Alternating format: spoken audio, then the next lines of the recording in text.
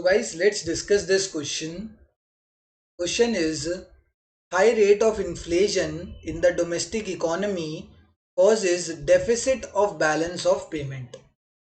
High rate of inflation in the domestic economy, inflation होने की वजह से बैलेंस ऑफ पेमेंट में डेफिसिट होगा या नहीं, ये देखते हैं। अब इस बिल्कुल आराम से समझेंगे फ्लो चार्ट के थ्रू, ठीक है, ध्यान से, एंड फिर देखेंगे कि ट्रू है या फॉल्स तुम खुद ही बता दोगे। इन्फ्लेशन हो गया है इंक्रीज। इन्फ्लेशन इंक्रीज का मतलब पता है क्या है? कि हमारी मार्केट में जो प्रोडक्ट्स हैं, इन्फ्लेशन इंक्रीज होने का मतलब कि महंगाई इंक्रीज हो गई है। महंगाई का मतलब क्या है? कि जितने भी मार्केट में, हमारे डोमेस्टिक मार्केट में प्रोडक्ट है, क्योंकि इन्फ्लेशन कहाँ पे इंक्रीज हुआ है? डोमेस्टिक इकोनॉमी में। तो जितने भी डोमेस्टिक प्रोडक्ट्स एंड सर्विसेज हैं, डोमेस्टिक प्रोडक्ट्स एंड सर्विसेज, वो हो गए हैं इंक्रीज। इन्फ्लेशन की वजह से domestic products and services increase नहीं हुए हैं, sorry, domestic products and services के जो प्राइस हैं वो इंक्रीज हो गए हैं। तो जब, मेरी बात समझो, मेरी डोमेस्टिक कंट्री से मैं सामान कब खरीदूंगा? जब मुझे सामान सस्ता मिलेगा। जो सामान सस्ता मिल रहा है तो मैं अपने देश से आराम से सामान खरीदता रहूंगा। बट मेरे देश के अंदर क्या हो गया है? सामान हो गया है महंगा। जब मेरे देश के अंदर सामान महंगा हो जाएगा तो मैं क्या करूंगा? दो चीजें होंगी। एक तो मैं करूंगा, एक बाहर के जो कंट्री के लोग हैं।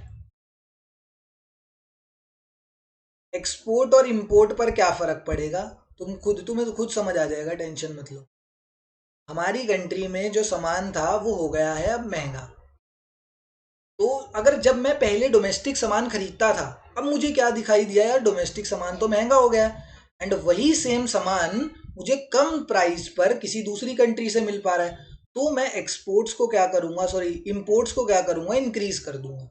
कि मुझे दिख रहा है कि मेरी डोमेस्टिक कंट्री के अंदर, मेरी डोमेस्टिक, हमारी मेरी कंट्री के अंदर प्रोडक्ट्स एंड सर्विसेज का प्राइस इंक्रीज हो चुका है। तो मैं कोशिश करूंगा कि बाहर से, जहाँ से मुझे सस्ता सामान मिल जाए, मैं वहां से मंगवा लूँ अपना सामान। तो मैं इंपोर्ट्स को इंक्रीज कर दूंगा।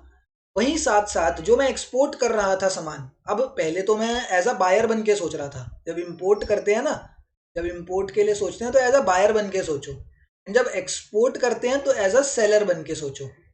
अब मैं सेलर बन जाता हूँ। अब मैं पहले अपना सामान बाहर मलेशिया में बेचता था। मलेशिया का जो मेरा एक क्लाइंट था, उसने कहा सर आपकी कंट्री में तो इन्फ्लेशन आ गया है, प्राइसेस इंक्रीज हो गए हैं आपके प्रोडक्ट के, और अब मुझे और एक्सपोर्ट नहीं चाहिए, मुझे और सामान मत भेजो अपनी कंट्री से। तो मेरा क्या होगा यार? मैं जो एक्सपोर्ट करता था वो हो गया कम। तो इस इन्फ्लेशन की वजह से क्या फर्क पड़ा? एक्सपोर्ट तो हो गया कम एंड इम्पोर्ट हो गया ज़्यादा। ठीक है, गुड्स, सिर्फ गुड्स देखते हैं यार। पता है क्यों मैंने यहाँ पे सर्विसेज नहीं लिखना चाहिए? रीजन सिंपल है, क्योंकि यहाँ पे बीओटी बोला है हमसे। इम्पैक्ट किस पर पूछा है? बीओटी पर। एंड बीओटी में सिर्फ प्रोडक्ट्स के बारे में देखा जाता है।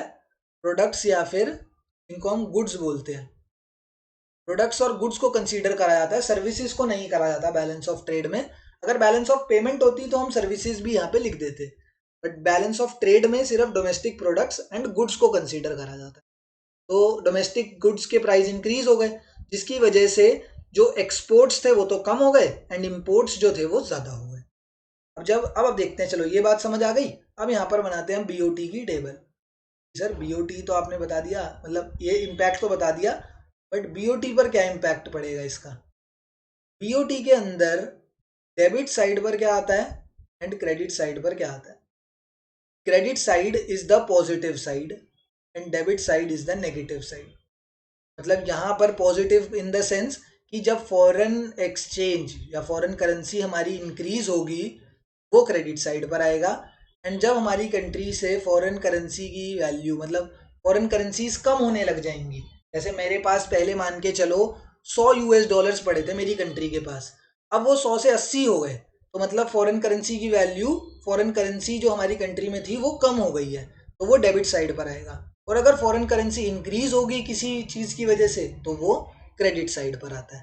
ठीक है, अब यहाँ पर एक ध्यान से बात समझना, जो एक्सपोर्ट्स होंगे, जितने भी एक्सपोर्ट्स ऑफ गुड्स, वो क्या करेंगे? वो हमारी फॉरेन करेंसी को इंक्रीज करेंगे, तो वो क्रेडिट साइड पर आते हैं। एंड इंपोर्ट ऑफ गुड्स क्या करेंगे? इंपोर्ट ऑफ गुड्स देखो जब मैं गुड्स को एक्सपोर्ट करूंगा तो बाहर से जो मलेशिया में मैं सामान बेच रहा था, मलेशिया का जो सिटीजन है वो मुझे पैसे भेजेगा। पैसे किस फॉर्म में भेजेगा? जो मलेशिया में करेंसी चलती है। तो मेरे पास फॉरेन करेंसी इंक्रीज हो जाएगी जब मैंने एक्सपोर्ट करा। एंड जब मैं इंपोर्ट करूंगा, यूएसए से इंपोर्ट करने लगा अब मैं, तो मुझे क्या पेमेंट करनी पड़ेगी? यूएसए के जो लोग हैं उनको यूएसए की डॉलर्स में ही पेमेंट करनी पड़ेगी। तो मेरी कंट्री के अंदर से जो फॉरेन करेंसी है वो कम हो जाएगी जब मैं इंपोर्ट करूंगा। एंड फॉरेन करेंसी कब इंक्रीज होगी? जब मैं एक्सपोर्ट करूंगा। तो अब यहां पर क्या हुआ है सर? एक्सपोर्ट्स क्या हो गए हैं? इंपोर्ट्स हो गए हैं इंक्रीज एंड एक्सपोर्ट्स हो गए हैं decrease. Imports increase and exports decrease. तो इसका मतलब क्या है? Debit side will be greater than the credit side. जब ये इंक्रीज हो गई डेबिट साइड और क्रेडिट साइड हो गई है कम, इसका मतलब debit side will be greater than the credit side. And debit side अगर क्रेडिट साइड से कम हो जाएगी, इसका मतलब क्या होगा कि हमारे अंदर, हमारी कंट्री के अंदर हमें क्या देखने को मिलेगा? हमारे को डेफिसिट ऑफ बीओटी देखने को मिलेगा। यहाँ पे हम बीओटी पर इम्पैक्ट पड़ रहे हैं ना। तो जब डेबिट साइड बड़ी हो जाती है एंड क्रेडिट साइड छोटी हो जाती है तो उसको डेफिसिट बोलते हैं। क्योंकि देखो डेफिसिट का मतलब कि नेगेटिव आइटम ज्यादा एंड पॉजिटिव आइटम कम। तो डेबिट साइड पर क्या आ रहा था? नेगेटिव आइटम, क्योंकि फॉरेन एक्सचेंज कम हो रहा था। एंड यहाँ पर क्रेडिट साइड पर पॉजिटिव आइटम आ रहा था क्योंकि फॉरेन एक्सचेंज इंक्रीज हो रहा था। अब डेबिट साइड बड़ी है, इसका मतलब नेगेटिव आइटम ज्यादा है एंड पॉजिटिव आइटम कम है। यार मतलब वो अकाउंट्स के रिस्पेक्ट में बोल रहा हूँ, बट सिंपल बात ये है कि देखो डेबिट साइड पर क्या होगा? हमारी कंट्री में से फॉरेन एक्सचेंज कम हो जाएंगे एंड यहाँ पर फॉरेन एक्सचेंज ज़्यादा होते हैं। तो फॉरेन एक्सचेंज जो कम हो रहे हैं वो ज़्यादा है, मतलब नहीं नहीं, फॉरेन एक्सचेंज का जो कम होने का रेट है that is greater than the foreign exchange के इंक्रीज होने के रेट से। इसकी वजह से क्या होगा? हमें डेफिसिट देखने को मिलेगा। सिंपल बात ये है, देखो ज़्यादा मत समझो, सिंपल बात ये है कि अगर डेबिट साइड जो है वो क्रेडिट साइड से बड़ी होगी तो डेफिसिट होगा। अगर क्रेडिट साइड जो है वो डेबिट साइड से बड़ी होगी तो सरप्लस देखने को मिलेगा। इतनी सी बात है।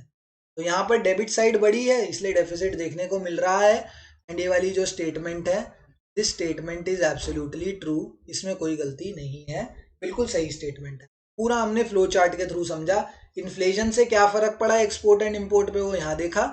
एंड एक्सपोर्ट एंड इंपोर्ट जब इंक्रीज या डिक्रीज होता है तो डेबिट साइड बड़ी होती है या क्रेडिट साइड, उससे हमें पता लगता है कि डेफिसिट है या सरप्लस है।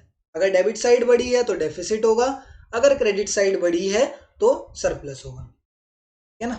यहाँ पर डेबिट साइड बड़ी थी इसलिए डेफिसिट है। क्वेश्चन में भी यही बोला गया है कि high inflation leads to deficit of BOT. तो इसीलिए ये वाली स्टेटमेंट बिल्कुल सही है। This statement is absolutely true. Thank you.